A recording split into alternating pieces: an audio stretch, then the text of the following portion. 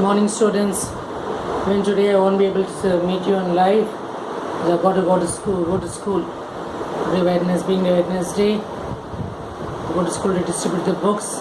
They started issuing the textbooks also in the school.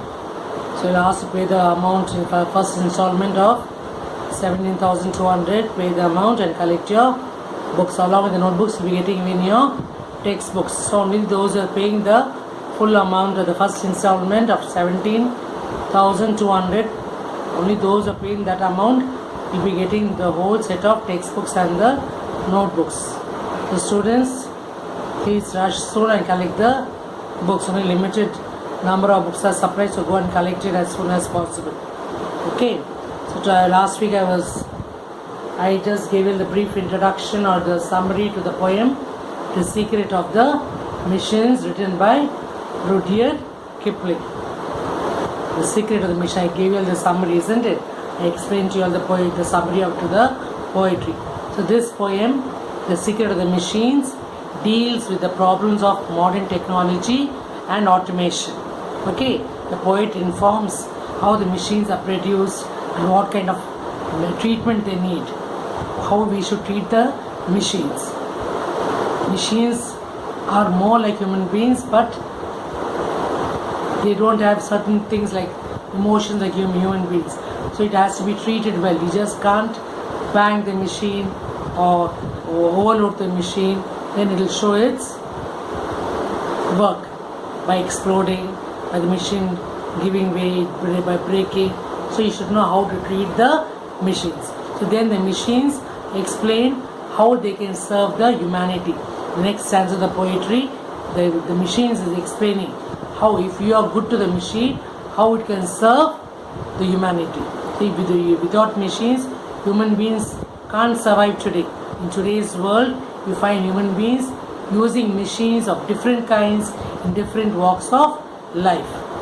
Okay, so here although machines are useful, they can lead to big disasters also. In the next stanza it says, the poet says that if machines are useful to man in many ways, at the same time it's also disastrous.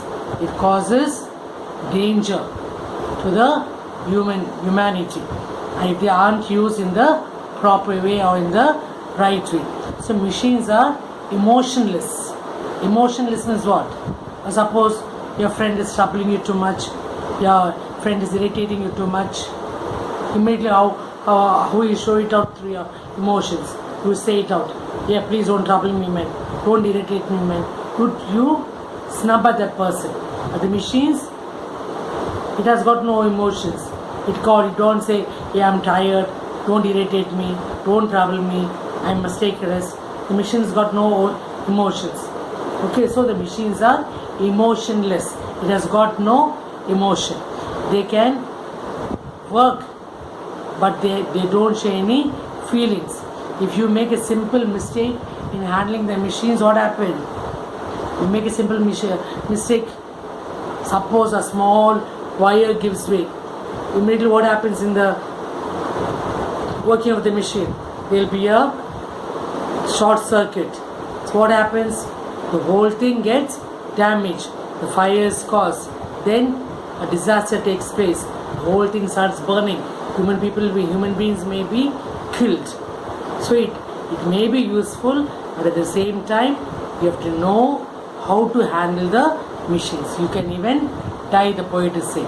So machines are not perfect after all. The nature always wins over them. So they are not miraculous creations. Machine, the last stanza, the poet is saying that the machines are not miraculous creations. They're not like how has God created human being. He has not created the machine. God has created human being with the brain. At the use of that brain, human being is creating the machine. So the maker of the machine is who? The creator of the machine is who? The human being. So they are nothing but more the creations of human brain. Human brain is working and creating the machine. So that's what the poet is explaining in this poetry, The Secret of the Machines. Let's read. I will read That I read it in a hurry to you. Again, I'll read it out to you and explain to you line by line and stanza by stanza. Pay attention, all of you. The Secret of the Machines by Rudyard Kipling.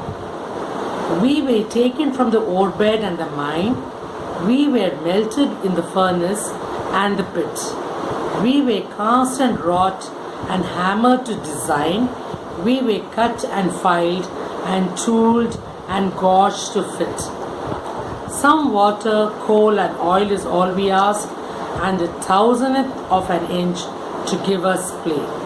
And now if you will set us to our task, we will serve you 4 and 24 hours a day. We can pull and haul and push and lift and drive. We can print and plow and weave and heat and light. We can run and race and swim and fly and dive. We can see and hear and count and read and write. But remember, please, the law by which we live. We are not built to comprehend a lie. We can neither love nor pity nor forgive. If you make a slip in handling us, you die. Though our smoke may hide the heavens from your eyes, it will vanish and the stars will shine again. Because for all our power and weight and size, we are nothing more than children of your brain. So I shall explain to you the first stanza. The first stanza, what the poet is saying here, we were taken from the ore bed and the mine. What is saying here? The poet informs about how the machines are produced and what kind of treatment they need. The first line. The second line, we were melted in the furnace and the pit. He's saying here, the machines tell us that they were taken from the ore bed, from the mines, ore bed, and then from the mines again, and then they were mined in the furnace. What is furnace? Furnace is a huge fire where they burn. You must have seen the people working in the mines. The fire is burning. As the fire is burning, the mines are being melted and the ore, the metal is being melted and the ore is formed. So we were cast in the pit. After that, they'll put all the liquid in the pit and it allowed to be cooled, and the solid surface of the iron is produced or formed. So they were cast in the pit. They were beaten out of shape. Then they give shape. I will see in the goldsmith, the blacksmith and working, how they work. First they melt the ore. They melt it. They pour it out. They pour it out in the pit. Pit is the tray or the vessel, the mold, whichever shape they wanted. They'll bring it, and then they will hit it to us, bring it to a shape. They design it to whatever shape they require. Okay, so they were cast in the pit. They were beaten out of shape by hammering. By hammering is what? According to the shape, they hammer the ore, they hammer the metal, and they bring it to the shape whatever they require. Then they'll be cut and filed. Then they were tooled and gauged to fit. So according to the shape, the design they require, for what the purpose they need the machine, what purpose they need the metal, they design it. You must even see in the goldsmith working. The goldsmith, first the gold will be just a piece. It will be more like a rock that will be nicely polished, and then we put it into melting process. Then the gold is melted, then poured out into different molds. You can see different patterns of shapes of the metals, the earrings, jewelry, whatever jewelry they want to make, will be put in the mold, and according to that shape they will be designed. So that is the working of the metal in different shapes. The first verse, the poet is saying, the machine, we were melted. The machine is talking here. We were melted in the furnace and the pit. We were cast and wrought and hammered to design. We were cut and filed and tooled and gauged to fit. So that's what the poet is explaining. The first verse of this poetry. The second verse. What all they require. what all the machines require to be molded. What the second verse says, what all we require. We need only water. Some water, coal and oil is all that we ask. So these things are required. These are the raw materials required to melt the ore. Some water, coal and oil is all we ask, and the thousandth of an inch to give us play. And now if you will set us to our task, we will serve you 4 and 24 hours a day. So what the machine is saying here, the machines ask only for some water, oil and coal for it to work. It takes only a fraction, a minute part of the thousandth of an hour. So it takes only a fraction of 1,000 to make them work. If we set them on task, so what mode you want the machine to work, according to that mode you keep the machine will work for you. So what the poet is saying here, if we set them on task, they will serve us 24 hours a day. Even 24 hours a day, the machines are ready to serve the humanity. So if you put us to our task means what? Work. If you allow us to work in a certain mode, we will work for you in for 24 hours a day. So third verse. We can pull and haul and push and lift and drive. We can print and plow and weave and heat and light. We can run and race and swim and fly and dive. We can see and hear and count and read and write. So in this what the poet is saying here, in this stanza, the poet says that the machines can do all kinds of work, all sorts of work. They can even pull, they can drag, they can push, they can lift, they can drive, any work. Any work you want the machines to do, it will do accordingly in whatever mode you're arranging the machine to work. They can also print. We are seeing the printing machines, the printing press, how the machines work, how the papers have been printed, how your books have been printed. Yeah, we've seen that. We should visit a printing press, and you can see how the machines work. They'll just load the machines with paper and the ink will be thrown over it. Then how the print out as the machine is put on, accordingly the machines will work and bring out whatever human beings are expecting for it to work. So they can also print, they can plow, they can weave, they can heat, they can light. They can heat means what? Iron. Iron, your work on iron, isn't it? Put on the iron switch, according to the mode you set it, it will work for you. You put on the mixie, whichever mode you want the mixie to work, it will work. The heater, the geyser, the grinder, the washing machine, everything. It can do all kinds of work for you. Whatever work you want machines to work, it will definitely do. So the machines can weave, it can run, it can race, it can swim, it can fly. What is fly? The aeroplane. Okay, it can fly. Now you can find so many drones. Drones are made to fly, for it to capture with the camera what the people are doing in the locality. So here, these machines work according to the needs of the human beings. So they can also hear. Hearing aid. I have seen people with the hearing impaired. People are not able to hear, the deaf people. For them also machines are created. They can put an aid to your ear for earbuds. Put on the machine. A person who is deaf can hear. Understood? They can hear. They can count. Count means what? I have seen the people who are blind or they work on this machine. They have a separate way of learning. Okay, so they can count, they can read. I will see the people counting the machine money. The bank will go and see. They'll just take a bundle of notes and put it. Within seconds, money is being counted. Within seconds, you just insert that bundle of notes into the machine. Money is counted. Okay, so here you can do any work. Machines can do any work to serve the humanity. So all this task, all this work were done earlier also by the human beings. In the earlier stages, all this counting, writing, plowing, weaving, pounding, grinding, all this was done by the manual work of human being. The manual. People worked only with the help of their hands.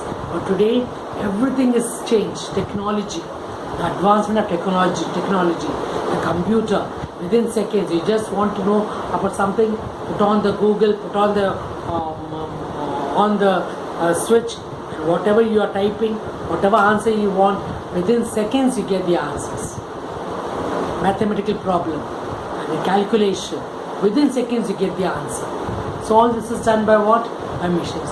So earlier, all this work was done by the human brain and by the manual work of the human being. But today, because of the advancement of technology, everything work is done through machines.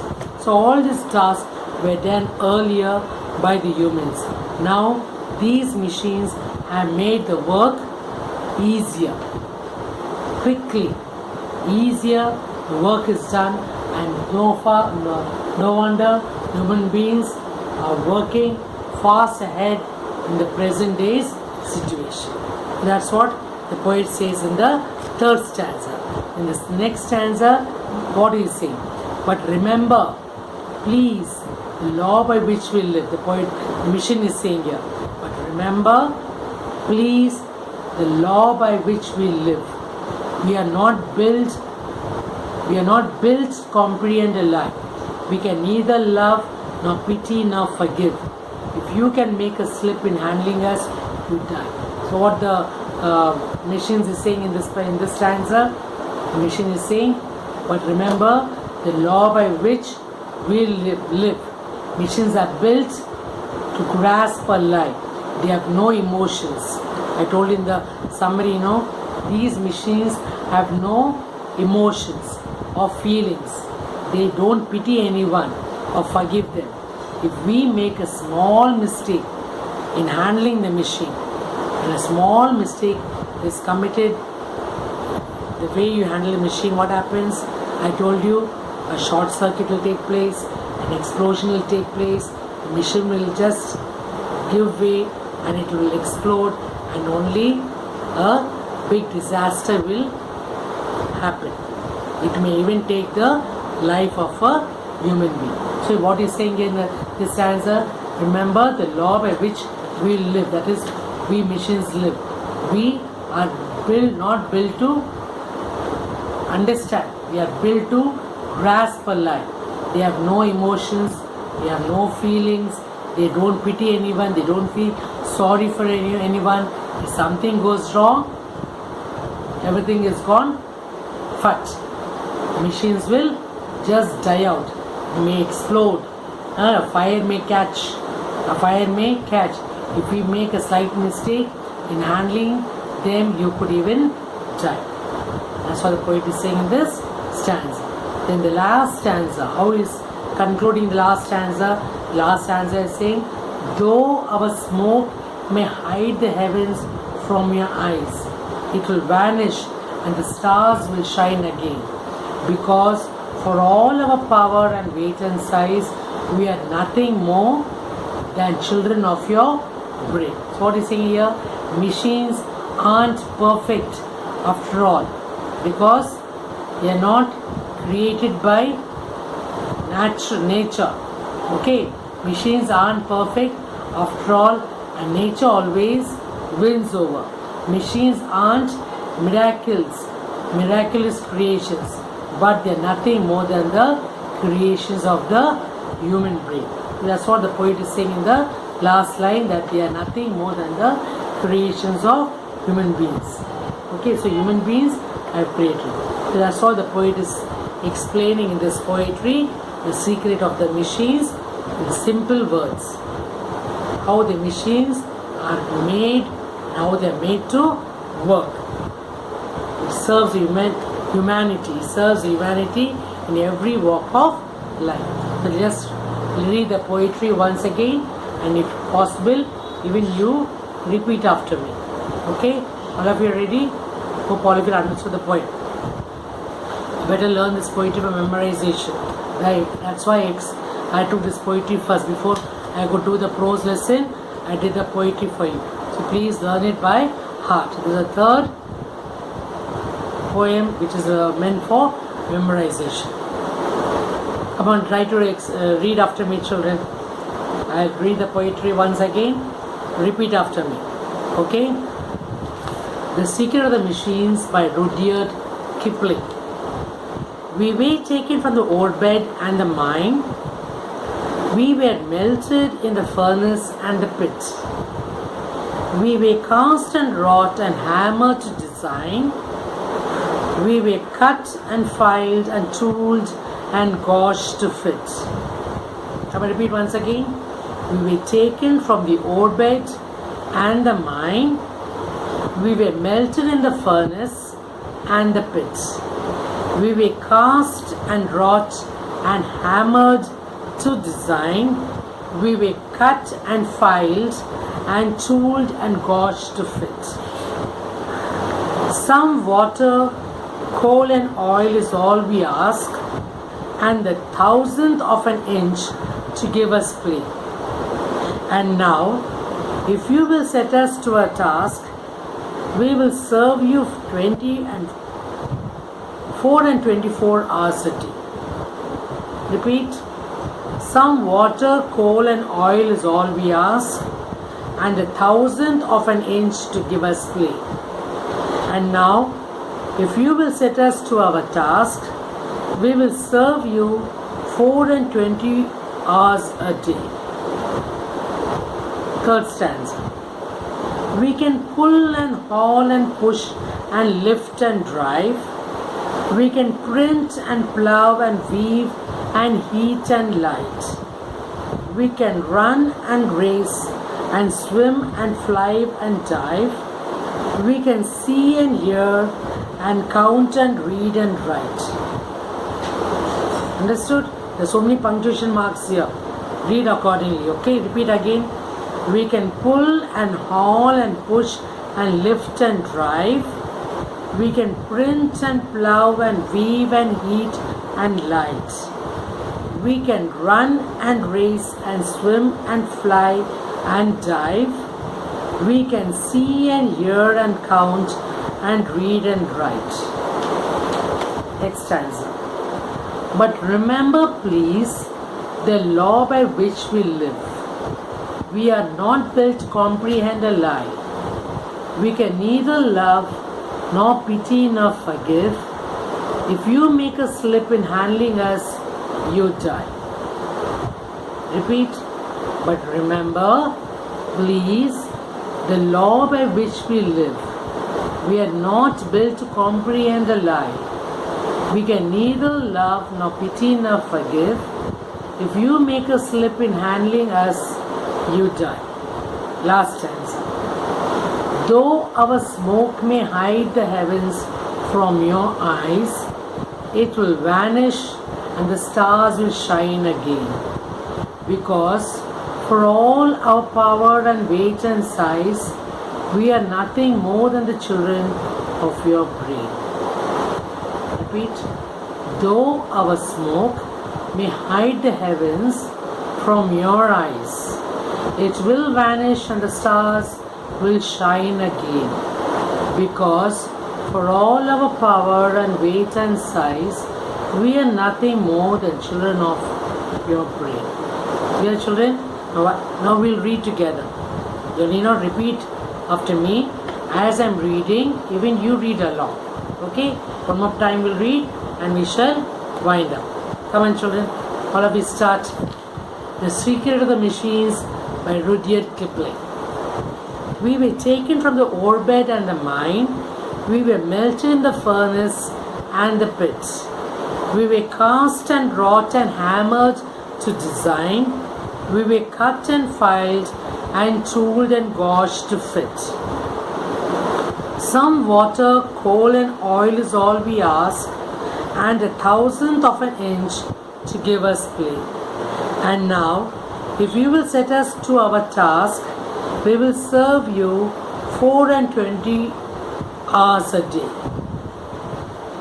We can pull and haul and push and lift and drive. We can print and plow and weave and heat and light. We can run and race and swim and fly and dive. We can see and hear and count and read and write. But remember, please, the law by which we live. We are not built to comprehend a lie. We can neither love nor pity nor forgive. If you make a slip in handling us, you die. Though our smoke may hide the heavens from your eyes, it will vanish and the stars will shine again. Because for all our power and weight and size, we are nothing more than children of your brain. Okay, so please memorize the poetry, and in the next class we shall, I said we are going to have tests, isn't it? The first 3 units. The first 3 units, I'll be sending you the question paper. Please write the test. Friday's live class, I will conduct the test. Question paper will be sent ahead. Thursday evening itself in the question paper, and Friday in the live class you shall write the test. Then you should refer to the answers and ask your parents to scrutinize your paper and give you marks for it. Okay, please underline the mistakes, correct your answers, and try to give them, ask your parents to help you to give marks, and next week I shall see how much marks you will be getting in the first test, that is the first term, that is the first 3 units. The first 3 units what? The first unit is what? The first flight, poetry, life, memorization, supplementary, the Tempest. The second unit, the night the ghost got in, the Grummel families for somebody and question answers, zigzag supplementary. The third unit again, empowered women navigating the world, I'm every woman for memorization, and the story of Mullah. Okay, these 3 units, please learn everything that comes at the back also. The 2 poetries for memorization, that is life and I'm every woman. Any poem will come, so learn both the poetries for memorization. So be prepared for the next live class, that is on next Friday. Today is Wednesday, isn't it?